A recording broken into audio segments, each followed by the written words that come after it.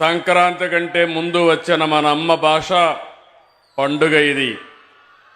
మాతృభాషకు మనం ఇచ్చే గౌరవ వందనం ఈ ప్రపంచ తెలుగు మహాసభలు. ఈ మహత్తర కార్యక్రమాన్ని తలపెట్టిన ఆంధ్ర సారస్వత పరిషత్తుకు అభినందనలు.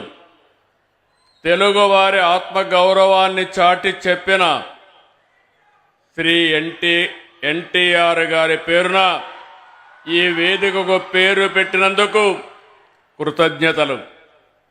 తెలుగు భాషకు ఎంతో ఘన చరిత్ర ఉంది. వందలాది భాషలున్న మన దేశంలో కేవలం 6 భాషలకు మాత్రం ప్రాచీన హోదా లభించింది. అందులో తెలుగు ఉండడం మనందరికీ గర్వకారణం. హిందీ, బెంగాలీ, మరాఠీ తర్వాత దేశంలో ఎక్కువ మాట్లాడే భాష తెలుగు భాష. ప్రపంచం మొత్తం మీరు చూస్తే దగ్గర 10 కోట్ల మంది తెలుగు మాట్లాడుతున్నారు. ఈరోజు ఈ మీటింగ్కి 40 దేశాల నుంచి ప్రతినిధులు వచ్చారంటే వారందరికీ స్వాగతం పలుకుతున్నా ఆంధ్రప్రదేశ్ రాష్ట్ర ప్రభుత్వం తరపున చెప్పి మరొక్కసారి విజ్ఞప్తి చేస్తున్నా. ఇలాంటి సభలు తెలుగు భాష పరిరక్షణకు గొప్పతనాన్ని చాటేందుకు ఉపయోగపడతాయి. ఇందుకు మనస్ఫూర్తిగా ఆంధ్ర సారస్వత పరిషత్తుకి నా ధన్యవాదాలు.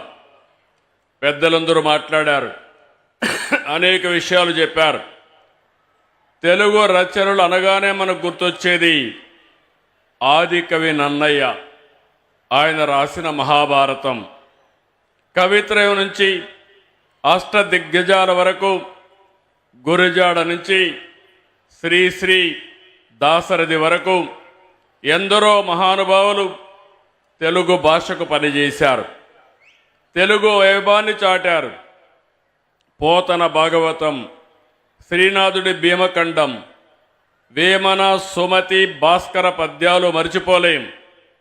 ఇప్పుడే పెంబసాని చంద్రశేఖర్ గారు చెప్పారు, ఆయన ఏ విధంగా అయితే పిల్లలు పెంచుతున్నారో అదేవిధంగా అందరం కానీ పిల్లల్ని పెంచగలిగితే తెలుగు భాష ఎక్కడికి పోదు, ప్రతి ఇంట్లో ఉంటుంది. ప్రపంచంలో మనం ఎక్కడున్నా మన భాష శాశ్వతంగా ఉంటుందని చెప్పి కూడా నేను మీకు తెలియజేస్తున్నా. అన్నమయ్య, రామదాసు, వెంగమాంబ, మొల్ల ఇలా భక్తి మార్గంలోనూ తెలుగుకు వన్నె తెచ్చారు. తెలుగును విశ్వవ్యాప్తం చేశారు. తెలుగు సాహిత్యంలో విశ్వనాథ సత్యనారాయణ, పి నారాయణ రెడ్డి, రావూరి భరద్వాజ జ్ఞానపీఠ అవార్డులు సొంతం చేసుకుని మన ఖ్యాతిని మరింత పెంచారు. గ్రాంధిక భాషకే పరిమితమైన తెలుగు వచనాన్ని ప్రజల వ్యవహార భాషగా మార్చిన మహనీయులు గిడుగు వెంకట రామ్మూర్తి గారిని తెలుగు జాతి ఎప్పటికీ మరవలేదు. నేను తెలుగువాడని, నాది తెలుగుదేశం అని చాటి చెప్పిన ఏకైక నాయకుడు నందమూరి తారక రామారావు గారు.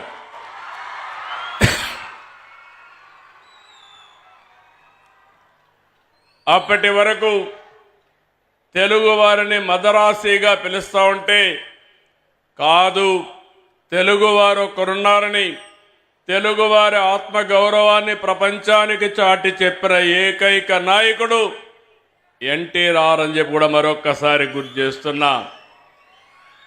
దేశంలో మొట్టమొదటిసారిగా భాషా ప్రయుక్త రాష్ట్రాలు రావాలని, తెలుగు మాట్లాడే వారికి ఒక రాష్ట్రం ఉండాలని పోరాడిన వ్యక్తి, ప్రాణత్యాగం చేసి మనకు తెలుగు భాషకు ఒక రాష్ట్రాన్ని ఏర్పాటు చేసిన మహనీయుడు పొట్టి శ్రీరాముల్ని మరవలేమని మరొక్కసారి మీ అందరికీ విజ్ఞప్తి చేస్తున్నా. అదే సమయంలో ఆ రోజు ఆంధ్రప్రదేశ్, తెలంగాణ 2 రాష్ట్రాలు కలవాలని ముఖ్యమంత్రిగా ఉన్నటువంటి బురుగుల రామకృష్ణరావు పదవికి త్యాగం చేసి తెలుగు జాతి ఐకమత్యం కోసం పోరాడిన వ్యక్తి. అలాంటి వ్యక్తిని మనం మరవలేమని చెప్పి కూడా నేను మీకు తెలియజేస్తున్నా. ఈనాడు పత్రిక ద్వారా తెలుగు భాషకు ఎనలేని సేవ అందించినటువంటి రామోజీరావు గారిని ఎవరు మరవలేం, జాతి మరవదని చెప్పి కూడా నేను మీకు తెలియజేస్తున్నా. నేడు వారి వారసుల మనందరం గుర్తుపెట్టుకోవాల్సిన అవసరం ఉంది. ఈ జాతి ఔన్నత్యం శాశ్వతంగా ఉండాలంటే మనం భాషను కాపాడుకోవాల్సిన అవసరం ఉంది.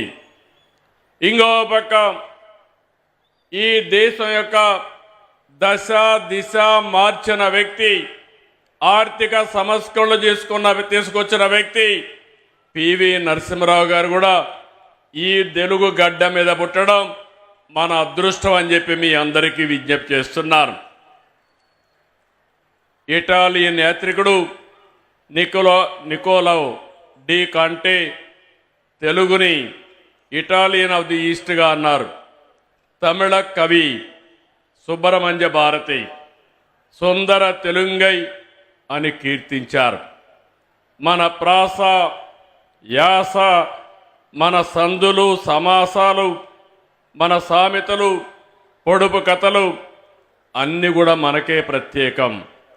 అందుకే శ్రీకృష్ణదేవరాయలు ఆ రోజు చెప్పారు, దేశ భాషలందు తెలుగు లెస్స. ఇవన్నీ కూడా మన వారసత్వం.